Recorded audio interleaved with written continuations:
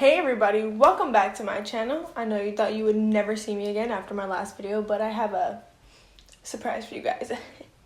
I'm back. Today's video, like I said last time, is going to be my labor and delivery story. It's a pretty long one, so grab some chips, grab some popcorn, grab a pickle, and some orange juice. Grab it all, and then have a seat. Starting off this whole story of how all this happened, I had my last checkup. When you're pregnant for about 40 weeks unless you deliver sooner or later. I happen to go 40 weeks. 39 weeks, I went in for my checkup, and this is the checkup where the doctor checks you to see how many centimeters dilated you are, and if your cervix is effaced or whatever the terms are. He goes and he checks me and he says I am 3 centimeters dilated, and I honestly don't remember how effaced that was. I'm gonna say like 80%. Okay, I was very close to being in labor pretty much. So this was Friday. He's like, I don't think you'll make it past the weekend. He said he was working all weekend up until Tuesday. He was gonna be off on Tuesday. So hopefully I had the baby before then. Mind you, I wasn't due till that Tuesday that he was supposed to be off. I didn't think anything of it. I didn't know how serious 3 centimeters is, and to not feel any contractions. I mean, I was feeling like really minor contractions. I guess I thought they were like Braxton Hicks, like not anything too serious, literally less than a period cramp type of contraction. So I wasn't having any leakage, nothing like that prior to my visit. At that doctor appointment, after I got checked, I was having so many cramps and I was bleeding, and I was like, for sure I was gonna go into labor that day, because when we left, we called my mom and we called Todd's mom and we let them know, and they're like, you guys better get your stuff ready, you guys are gonna be at the hospital soon. 3 centimeters, all she has to be is 1 more centimeter, and they'll admit her. So I was like freaking out, and I just remember being like, I felt really low and like it was gonna happen, and everyone just kind of scared me. I was like, wow, I'm gonna go into labor. But nothing happened that day. We were good, free sailing all Friday. Saturday I was good, and then Saturday night we were like, okay, since you didn't feel any of the contractions up until this point, you might be having contractions, and what if you're already dilated to 4? Why not just go in and get it over with, pretty much. Another part of the story is that Sunday was Todd's grandma's birthday, and we were hoping to have him on her birthday, so we're hoping for Sunday pretty much. So Saturday night he was like, in the morning we'll just go to the hospital, get checked in, and see how much more dilated you are. Hopefully you're at a 4, and hopefully they'll be able to keep you. So I'm like, whatever. I'm still not having any contractions, but like I said, I didn't feel any contractions up until this point, so I didn't know if I was having contractions or not, or what. Sunday morning rolls around and I'm like, I don't think we need to go. I think it's unnecessary. I don't feel any different than I felt a couple days ago. So we still ended up going. I thought we were going to be admitted. I go in, I check in, and they get me in a room. I'm laying down. They check me. They're like, oh, still 3 centimeters. I'm like, see, I told you we didn't need to come here. Like, first of all, I don't like being checked, okay? You get checked and then tell me to come back. The doctor said, pretty much go home. If you feel like you're having contractions, come back. Friday, he actually said he stretched my cervix so that it would open up and I would get along with having the baby a little quicker. I thought by Sunday we would be good. That's why we were thinking that. We weren't just like, oh, let's go Sunday, it might happen, you know? So we go home. We actually went walking all Sunday. Nothing. Monday, nothing. So Monday night, we decided to go grocery shopping with my mom, and our grocery store here is actually pretty big. So I walked around the whole store that whole night, and we didn't get done until probably about 10 o'clock. I remember telling Todd, like, I felt really tired from walking around so much in the store. Like, I just felt like he was just gonna fall out. Like, I didn't feel any contractions really. I just felt like he was gonna fall. I just felt so heavy and low, I guess you can say. So I remember sitting on the couch and just kind of relaxing for a minute, because I was just winded. I was gassed. I was like tired. I couldn't sit on the couch, and I can feel like minor cramping. So I'm like, you know what, let me time them out. So I was trying to time them out, but they were too sporadic. I was like, it can't be anything serious. So they're like really minor contractions, cramps. I don't know. They're just not hurting that bad. But I tried timing them out.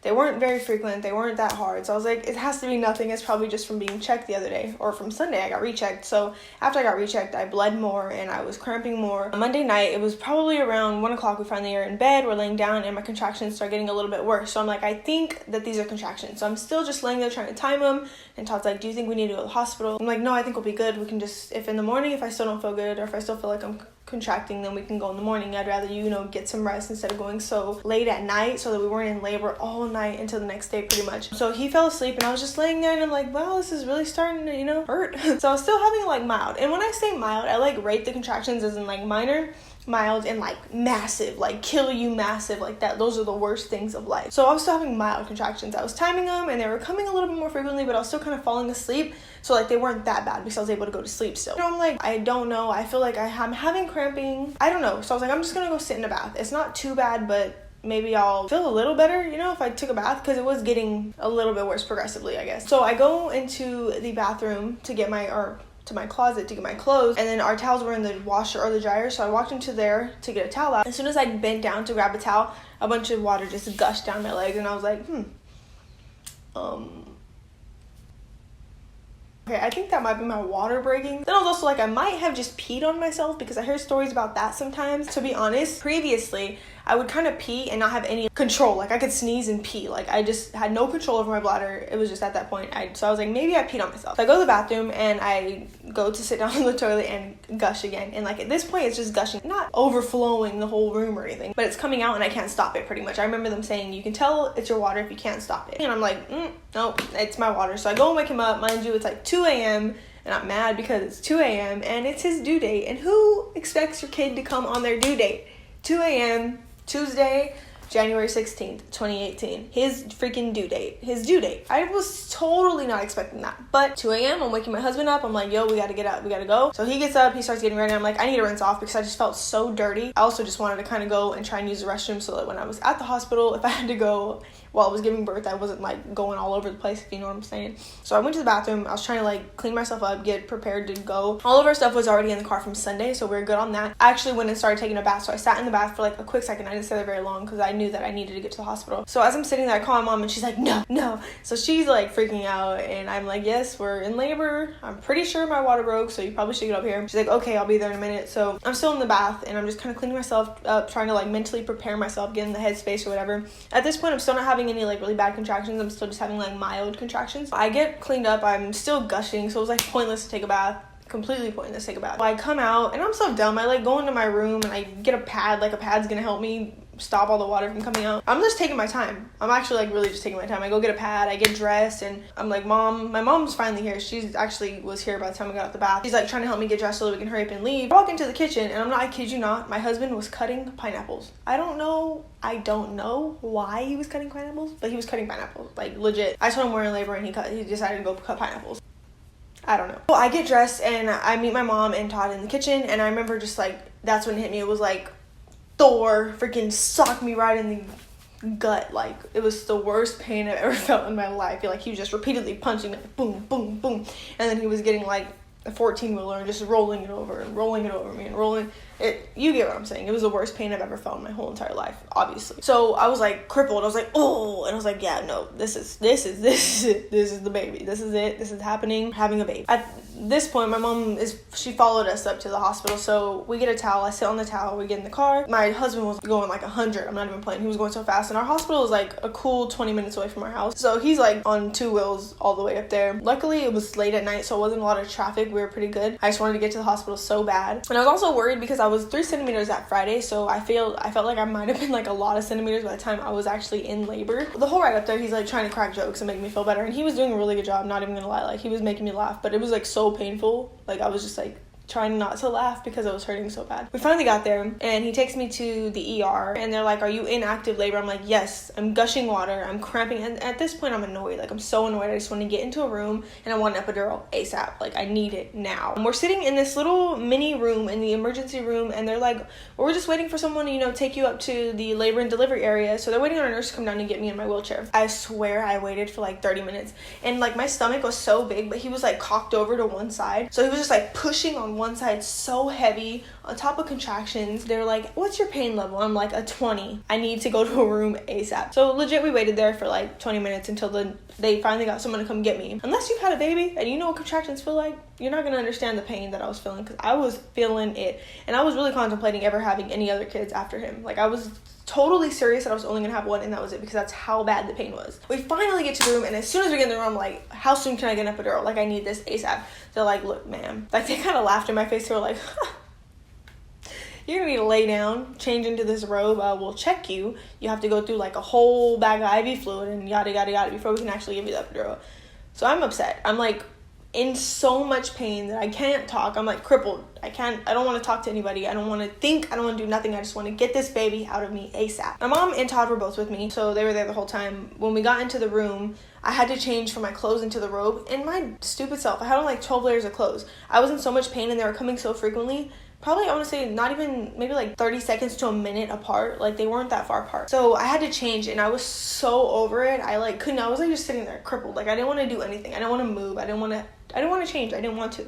So my mom had to literally undress me. I was in so much pain that I started crying, and I'm almost positive I was having back labor because I felt the contractions so strongly in my back, and it was the worst. I keep saying how bad it was, but that's how bad it was. I need to keep saying it. Don't have kids if you don't want to deal with the pain. Don't do it. I get changed. My mom helped me get changed, and I don't even really. She did that. She did it. And then she helped me get into the bed. I laid there and I had to wait for the nurse to come check me, and I felt like it took a whole 2 hours for all this to happen. By the time I got in the room, it was probably like 3. So I'm laying there, they come check me, she's like, yeah, baby, you're 7 centimeters and you only go to 10. So I was 7 centimeters already, and she was like, do you want anything for your pain right now? And I was like, yeah. So she gave me like she put the IV in me, all that stuff. They knew I wanted the epidural, so they put a bag of IV fluid in me. They gave me like this weak little pain medicine that's supposed to help mild your contractions, but it does nothing at all. Nothing. I also had tested positive for group strep B, which is GB. I can't remember the name of it, which is just like a bacteria that some women get when they are pregnant, and is really dangerous for babies. So what they do pretty much is they put you on antibiotics while you're in labor so the baby doesn't catch it coming out. So they hooked me up to that. I had all my IVs, everything was good. After like 20 hours, I finally got done with the IV fluid, and the doctor came in, the anesthesia. I don't know what he is, okay? I don't know. The guy that did my epidural, he came in, my hero, my Superman, that guy, he came in and did it for me. I just remember being so scared because I know they say like when you have a contraction, if you move, it can like paralyze you all the way down. So pretty much I just sat there, and every time a contraction would come, I'd be like, and they're like really close, like 25-30 seconds away. And I'm like, I'm gonna have a contraction. She's like, it's okay, just stay still. I'm sitting there, and I didn't feel any of it. The pain from the contractions are so bad that I didn't feel not any part of the epidural at all. I just wanted it, and I wanted to get it over with. Finally got that, and I laid down, and I kind of rolled over my side, and the nurse yelled at me. She was like, do not roll over. Like, you're gonna make it not work right. Like, you need to lay flat on your back for the epidural to go all the way through both parts. And I swear, right after she said that, my whole right leg went numb, and my left one, I could still feel like the contractions on this side of my body. It was so weird. I was so scared because I was like, I messed it up. Like, how am I gonna, I don't want to feel any pain. Take it all away. And I was like freaking out. I ended up getting numb from, all the area down. And after that, I was like, cool. I was chilling, I was relaxing, and probably about 4:30 by the time all of that was done. Probably around 5, they came back to check and see how much more dilated I was, and I was already at a 10. So they told me that they were gonna do some test pushes before they brought the doctor in, and she was like, okay, every time you feel a contraction, just kind of push, like you're trying to poop pretty much. I could not feel anything. I couldn't feel no pressure. I couldn't feel anything. Normally when you get an epidural, you can still feel a little bit of pressure, but I couldn't feel anything at all. It was I couldn't feel nothing. So I was test pushing, and she was like, you're not doing a very good job, pretty much. Like, it's not working, so we'll give you a chance to rest, see if the baby will drop a little bit more on his own. So we waited a couple hours, and I still felt nothing. I didn't feel any pressure, nothing. At this point, I was trying to get some rest because I was really tired. I felt so bad for Todd because I knew he was so tired and hungry. He was just kind of off to the side. He didn't really mess with me until I got the epidural, and he came and kind of like talked to me and stuff. I think he just wanted me to like be calm before I started like biting his head off and stuff. It was probably a couple hours go by, and I'm still not feeling anything, nothing. So they come in, do a couple more test pushes, nothing. I'm still not feeling anything. He's not dropping anymore. The nurse comes in, and she checks me, and I started running a fever. I was running a high fever, so she had to give me some medicine for that. Let me tell you guys, if you've ever been in labor, are you guys not dying of thirst and like hunger? I was so thirsty, and they would not give me water. Why can't I have water? I had ice chips. You guys know, ice chips. I don't want these ice chips. It's not water. It's not water, and I don't want it, okay? So I was so happy when they said I was running a fever because they had to give me medicine to help stop the fever. So I got to have like this little bottle of water. She's like, yeah, only take a little bit to take the medicine. I downed that whole bottle. I downed it. I was so thirsty. I'm not even playing. The thirst was real. I just remember after I got the epidural, I was literally like shaking, like convulsing. I was so shaky, and I don't remember why. I just know, I think it's like a side effect of the epidural, but I was so shaky, and I was running a fever, and I was really tired. So I was just kind of laying there, and I remember they kept bringing in ice packs, new ice packs for me. They would tuck them under my armpit, tuck them in the back of my neck. I had like a rag on my head. So they were just putting a bunch of cold stuff on me to kind of cool me down. So the nurse came in, she did some more practice pushes with me, and still nothing. So she was like, okay, we're gonna get you started on some Pitocin, which is it induces your labor pretty much. It I guess it like amplifies the contractions. So they were trying to amplify the contractions to kind of beat out the epidural so that I would feel a little bit of pressure. So they gave me that, and they said, okay, we're gonna wait a little bit longer to see if you can start feeling them or whatever. So we're just waiting, and I'm trying to get some rest. We're all trying to get rest. I remember like kind of rolling over, and my mom was like, she called me Michelle. She was like, Michelle, did you poop on yourself? And I'm like, I have no idea. Like, I need you to check for me. Come check. So she looked, and it was like green poop, right? And I'm like, that's so embarrassing. Don't let Todd see. Because he was like kind of sitting behind her. So I was like, don't let Todd see. Can you please clean it up? I'm so sorry that I have to ask this, but like, can you please clean it? So she goes and gets some gloves and she cleans me up or whatever. And she like legit, my mom is the OG. Like, she's a real one because she did clean it up. I had no idea because I couldn't feel from my waist down. So she was a real one and she helped me clean that. Still just waiting. And I'm not even kidding. Like maybe an hour later, she's like, Michelle, green again. And I'm so embarrassed. I'm like, I can't feel anything. You know, I don't know if it's me. I don't know what it is. So the nurse came in and my mom asked, she was like, is that her or do you think it's coming from inside, like the baby? And she's like, it's definitely the baby. The baby pooped inside of her. But the baby's heart rate isn't dropping or anything, so we're just gonna leave it as is. We're not gonna try and rush him out. And at this point, I'm like really scared because I'm not even kidding. Like maybe a week before, I had seen a post about a baby who had passed away from eating the meconium inside of the womb. So I was really scared. I was like, I want to get the baby out. I was running a fever. He was fine though. His heart rate wasn't dropping or hiring or anything. So I just kind of left it in their hands and I left it alone. At this point, we're just waiting. We're waiting to feel something. And I finally start feeling the tiniest amount of pressure. And I was like, let's do this. Come on, just bring her in. Let's go. I'm ready. Let's do it right now. She did the practice, pushes with me some more.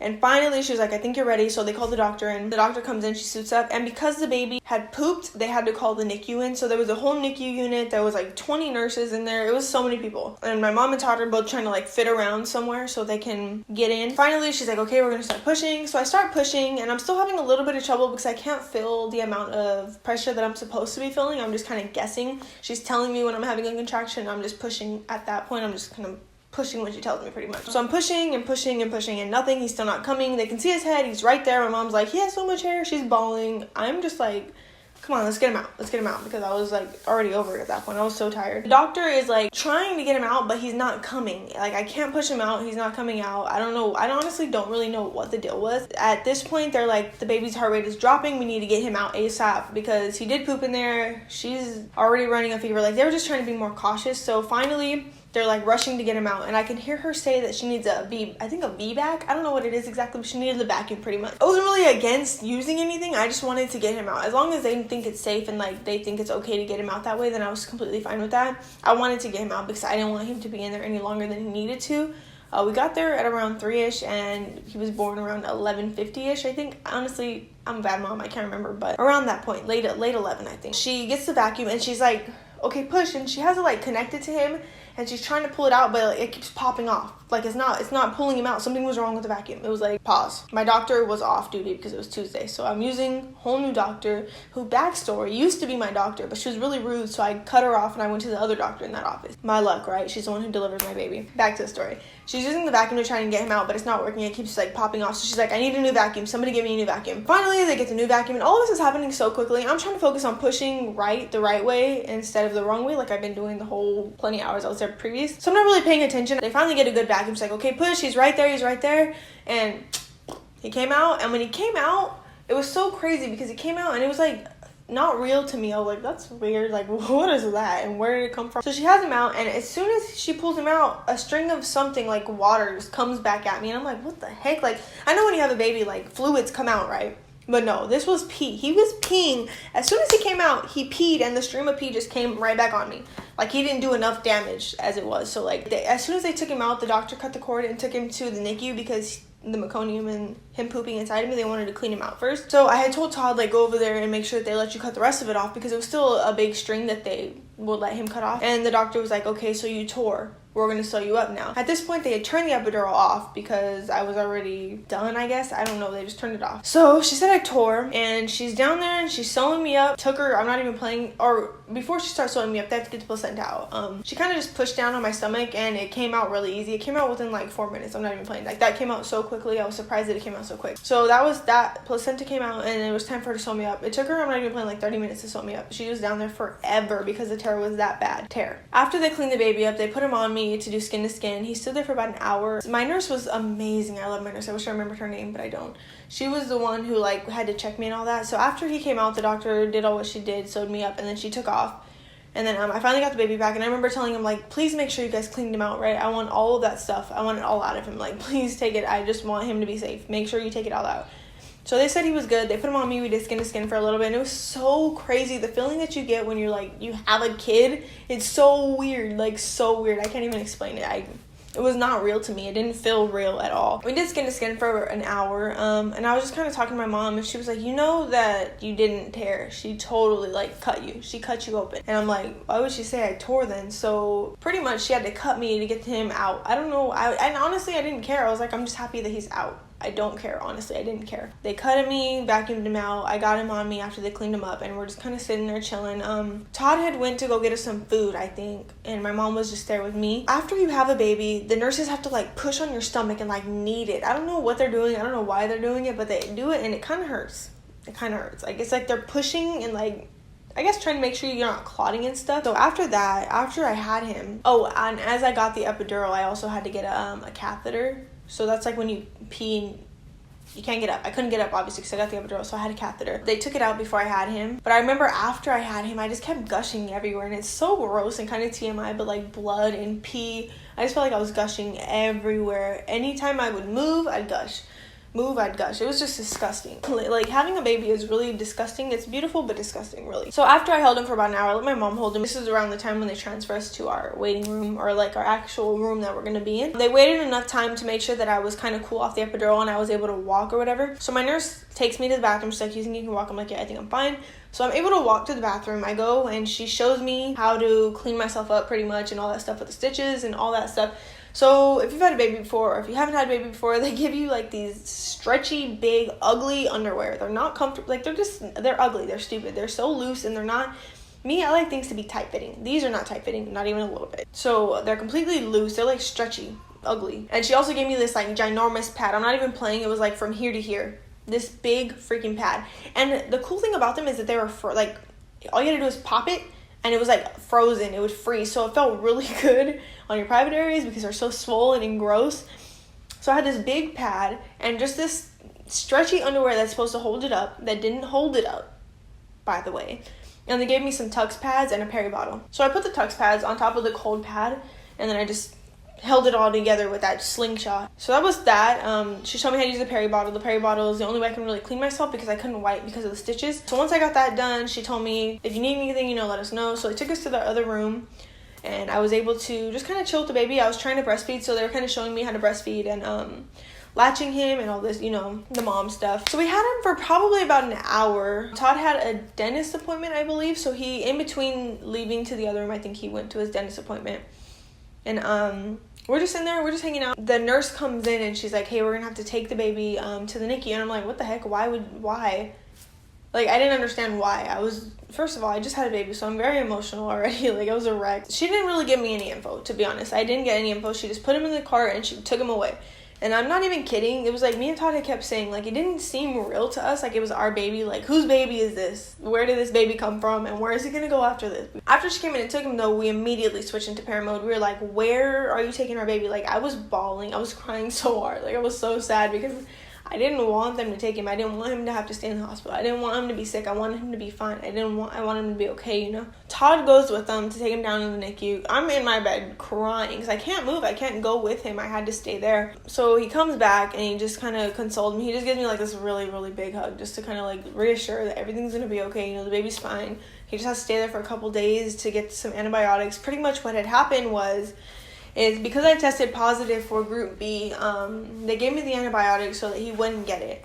But I think because he was in my birth canal for so long that he ended up catching it on the way out anyways. Or if it wasn't that, I might have been in labor prior to when I thought my water might have broke previous to when I thought it broke. Like maybe it was leaking or something.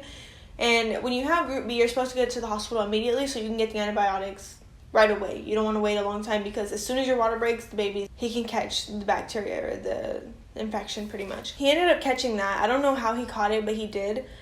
He had to stay in the hospital for 7 days. We were there for that night.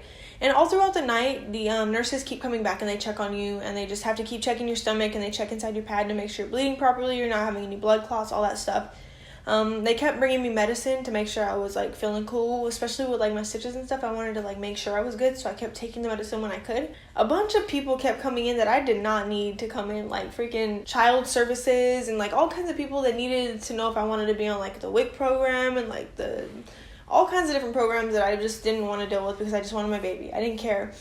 And because they took him down and because I ran a fever previous to having him, they told me I couldn't go see him for 24 hours after they took him, I couldn't go, which would be around the same time he was born the following day. Because as soon as I had him, the fever went away, so I couldn't go until noon the next day after I had him. Had him on the 16th, so I couldn't go to the 17th at noon. It was a miserable night. I was trying to pump. I couldn't get any milk at all. I was getting like a millimeter, which is the tiniest amount. I just remember being really sad. I was so sad. It was like depressing, really. I just wanted my babies. That was really it. It was the worst. Because he had to stay, they offered us to let us stay another night in the hospital, but the bed was so uncomfortable. And like I'm telling you, every time I would move, I couldn't sneeze or move or nothing without like peeing on myself. I would pee and bleed all over. Every time I would roll over or move or anything, I just remember having to use the restroom a lot, like getting up and going to change myself because I felt so dirty and I couldn't take a shower right away. The night is pretty much all the same. You get the routine nurses coming in to check on you, making sure you're good. They bring you food and water and stuff like that. That's pretty much my hospital stay. The next day when I woke up, I ended up waking up really early because I could not sleep. The bed was so uncomfortable. I just wanted to be in my bed, honestly. I woke up pretty early the next day and I pumped a little bit, I think, and then Todd went down to go see the baby. I wanted him to check on the baby as much as possible because I wanted one of us to be there. I didn't want to be like, I can't go see him, so you can't go see him either, you know? And plus we had visitors. I think our pastor and first lady came to see him, my mom, my stepdad, and a couple of friends and stuff like that wanted to see him. So he was going down there kind of frequently to go see the baby within the time frame of having him into when I can go see him. With my stitches, I had a 4th degree episiotomy, so it was from my hoo-ha all the way down to my butthole, like all the way down. It was the worst possible cut you can possibly have. 4th degree all the way down. It was the worst. I was supposed to be like on bed rest. I'm not supposed to be standing. I'm not supposed to be sitting. I'm not supposed to be walking. Anything, just you need to be laying down because you want to let it heal pretty much. I didn't do that. At this point it was like painful, but it wasn't too painful. I know it was like really swollen. I got so swollen after I had him. Previously I wasn't swollen at all, but after I had him I got really swollen. So I was really swollen and kind of waddling everywhere because it didn't hurt, but it was just really sore and uncomfortable. So I remember just kind of waddling and I could not wait for noon. So I took a shower and just like I'm waiting for noon because I just wanted to see my baby so bad. They brought me food and it was, let me tell you, hospital food is trash. At least the hospital I was at, they were trash. My mom brought me breakfast and my sisters came to see me and just say hi, check on me pretty much. So finally noon hit and I was able to go see my baby and I'm not even playing. It was like so rewarding. And when you go to the NICU, if you've ever had to be in the NICU, they legit make you wash your hands for like 5 hours before you can go in and touch the babies and stuff. That's a whole nother story though, so we'll save that for another day because this video is already really long. So after we went to see him around noon, I was like ready to check out. I wanted to go home and try and get a little bit of rest because we didn't really get any rest at the hospital. We went home and it was one of the hardest things I've ever had to do in my life was leave without my baby. And later that night we ended up going back. And that was pretty much it. From that point on, it was a lot of hospital visits until we finally got to get him home. And it was a lot of crying and healing and hurting and all kinds of stuff. It was a bunch of not really fun stuff after that. But for the most part, that is my main labor and delivery story. If you have any questions on anything that I mentioned or anything that you might want to know that I didn't mention, let me know in the comment section down below. I will respond to those. Because this one is so long, I want to go into another video and kind of go over how I dealt with leaving my baby in the NICU for a whole week and how recovery was for me with that horrible cut. Just postpartum things that I needed, essentials, things that you guys want to know, stuff like that. I'll do that in another video. So yeah, that is pretty much it for this video. Thank you guys so much for watching. I hope you enjoyed, and I'm sorry that it took so long for me to do this video. It's a lot. It really is a lot. So I probably should have did like bullet points, but I didn't, and hopefully this all makes sense and I didn't forget anything important anyways. So that's it. Thank you guys so much for watching. I'll catch you guys in my next video. Until then, stay blessed and stay beautiful. Peace.